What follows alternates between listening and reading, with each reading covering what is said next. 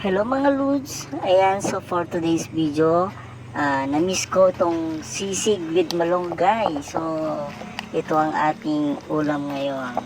Healthy rin to mga Lods para hindi masyadong mamantika. So, lagyan din natin ng malunggay.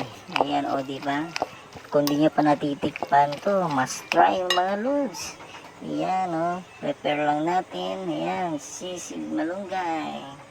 So, sarap niyan mga lods, lalo na kung may sili. Naku, mapapadami ka na naman ng kanin yan.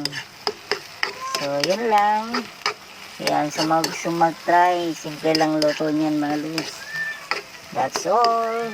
Tingnan nyo si Mingming, oh, naririnig na niya ang sisig. Nagugutom na agad. Amoy na amoy pa lang niya. Meow meow na. So, that's all. Enjoy watching.